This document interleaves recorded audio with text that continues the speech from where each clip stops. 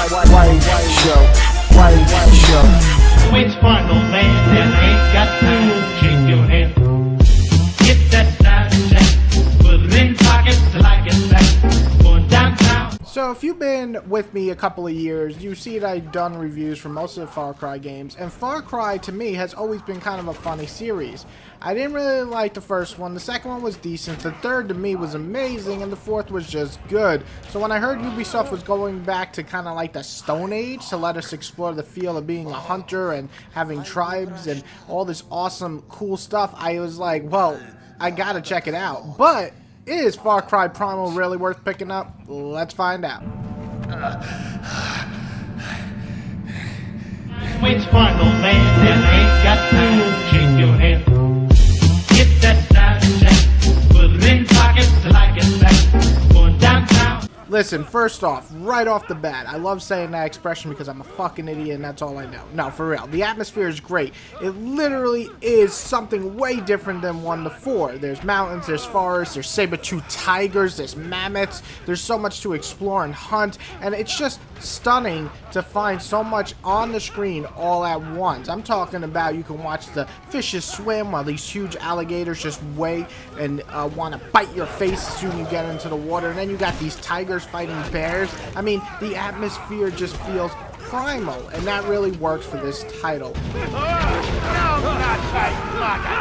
And the combat is very similar to Far Cry's previous titles, but more focused on the melee. You can still stealth, you can still scout, this time with an owl, and you'll still be able to go Rambo, you just only have a bow to shoot instead of actually machine guns, so it might be a little bit tougher. The game does do pretty good of balancing kind of the old look and feel, but with the new additions to gaming, so it doesn't feel like it's outdated gameplay. So instead of rockets and grenades, you got little bombs that make people go crazy and bow and arrows, and that's just a beautiful thing. The hunting and gathering is either a love it or a hate it thing. I just love going around this huge map collecting all these different skins from animals and plants and rocks and creating new bases and weapons and items. It's the RPG lover in me that makes me do this. Not to mention the idea of taming wild animals to make them your companions. It's just a great idea. You can use them in battle, you can have them hunt and stealth. I mean, it's just so perfect. I mean, you have a fucking tiger. That's so cool.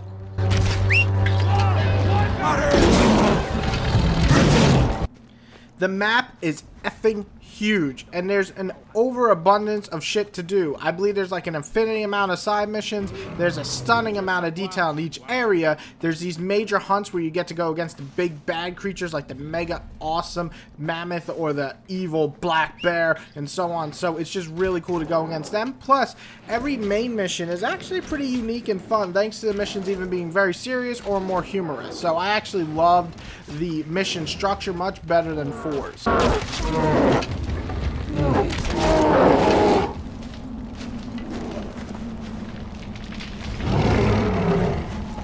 Now you're like, well, what's the bad? And the bad is kind of minor, really. There's one thing that really annoyed me. It's the story. It starts off interesting, but slowly devolves into you just a task boy for most of the main quests. Now, some of them are actually pretty humorous, and those are the ones I really enjoy, like somebody trying to be a bird or somebody out for revenge. Those type of missions and story are interesting because they have interesting characters you're helping. However, most of the other ones are kind of just very seriously boring, and I had a problem with that because I was invested in 3's story and somewhat 4's, but this one kind of really left me on the overall message, though there was some pretty fun side characters. The other minor things that annoyed me, there's a couple of glitches I ran into, nothing game breaking, but I had to restart a mission. The combat can feel a little bit stiff at times. They really should have added a roll and sidestep button in this type of game since it's melee focused. Also, the spear hitting looks pretty bad on the animation wise, and the animals that you control, your pets, sometimes they don't listen to you. It's all little minor things, and it only happens once in a while, so it doesn't deter me from actually having my full enjoyment, but they're there, and it might annoy some other people. So let's get to the overall game. It's final, man, and ain't got time to shake your hand. Get that side check, put it in pockets like it's back, going downtown. I'm I'm hitting this title with a very solid score. The things that boggled it down are kind of small, and though the story I really wish was stronger, it's not the worst thing I've ever went through.